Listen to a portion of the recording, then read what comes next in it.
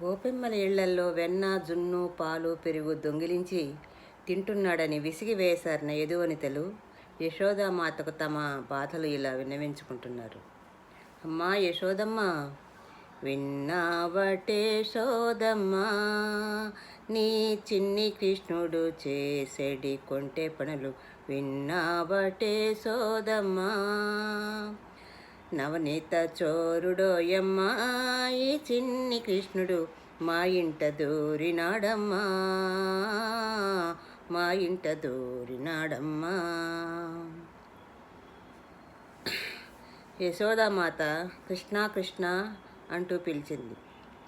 ఏమెరుగని వాడిలా వచ్చాడు కృష్ణయ్య అమ్మ అంటూ.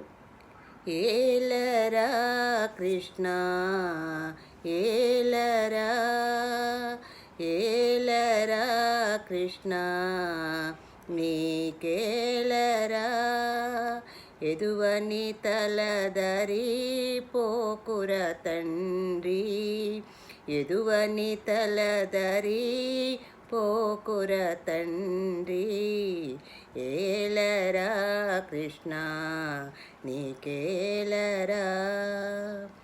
ఏరా గోపాలని వీలీలా పొరుగిండ్లకేగ నేల, వారిండ్ల గ్రోల నేల నయ్య ముద్దుబాల అంటూ గోపవనితల ఆరోపణల గురించి అడిగింది యశోదమ్మ.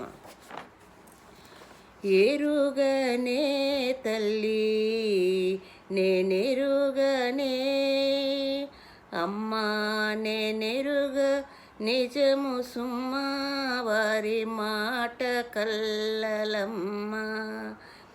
ఎరుగనే తల్లి నేనెరుగనే, అమ్మా నేనెరుగ నిజము సొమ్మ, వారి మాట కల్లలమ్మ, నా మాట నమ్మవమ్మ. కాదేయో తల్లి నేను వీధి వెంబడి బోవ, ఆరాధా కాంతలెల్లరారమ్మని నన్ను పిలిచిరమ్మ. కాదేయో తల్లి నేను వీధి వెంబడి బోవ, ఆరాధా కాంతలెల్లరారమ్మని నన్ను పిలిచిరమ్మ.